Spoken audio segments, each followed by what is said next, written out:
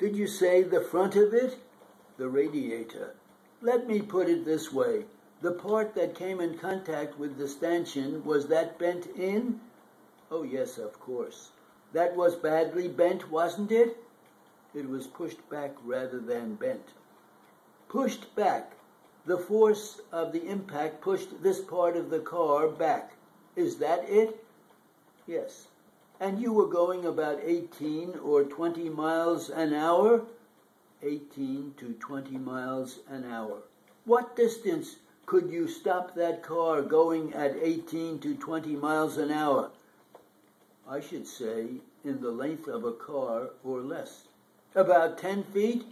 Yes. So you could stop your car going at the rate of speed you were going at that night in 10 feet or less. Is that right? Approximately that. I suppose your car was equipped with headlights that night? It was. You did not have them burning at that time? You did not have them lit? I had the cowl lights lit. I say, you did not have the headlights lit? The front headlights, no. I suppose your car was equipped with headlights that had both bright and dimmers on? It was. And by the cowl lights, you mean the two lights up at the side, approximately near the driver there, is that right? Right. Those were the lights you had lit that night? Correct. And then you crossed over and went to the west of these boxcars, which you said threw a shadow. Is that right? Yes, sir. Mr. Hirsch, you are one of the defendants in this case, aren't you? Yes, sir. And in April of 2008, were you going on one of the properties in question? How long do you mean? How long had you owned that property? Since April 1st, 1923. And who was the other owner? John Jones. Do you remember a tenant named Smith in these premises? Yes, sir. And had they been tenants of yours for some time prior to April 2008? Yes, sir. About how long would you say? Well, I found them there when I took the building. You have been in court here for the last 2 days, haven't you? Yes, sir. What kind of a building is that there? About how much frontage have you got, and how deep? That building is 50 by 86.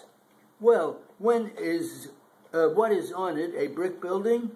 A brick building, 5-story. Does it cover the entire plot? The lot is 50 by 100. Then there is an alleyway at the side of the building, isn't there? Yes, sir. Where does that lead to? That leads into an air shaft. The first alleyway leads into a courtyard, and then there is an additional alley. That is halfway back on the building. Is that it? Yes, sir. Before you get back any further, this courtyard, where does that go to? What can you get into this, you mean? There is an entrance in that courtyard to Wheel Coal Inn. What can you get into that courtyard? Can you get into the building from the courtyard? No. That is to the boiler room? Yes, sir. Are there any tenant apartments on that floor? No, sir. Can you get into tenants' apartments through that courtyard? No, sir. Are they at the edge of the building or towards the center? There are 2 towards the front and 2 towards the rear. I mean, they are not right up against the edge of the building. No. And they are covered by a skylight? They are covered by a glass skylight. A portion of them is open? No, they are supposed to be closed. And you say there had been some complaint about them and you went up there? Yes. Did you look around the roof? Yes, I looked around the roof. Did you see anything wrong? I found that there was an aerial running into that dumbwaiter shaft that somebody had mailed in there and broken out the glass, and that's where the wind and rain was pouring in. Outside of that, did you look the roof over otherwise? I looked around in general.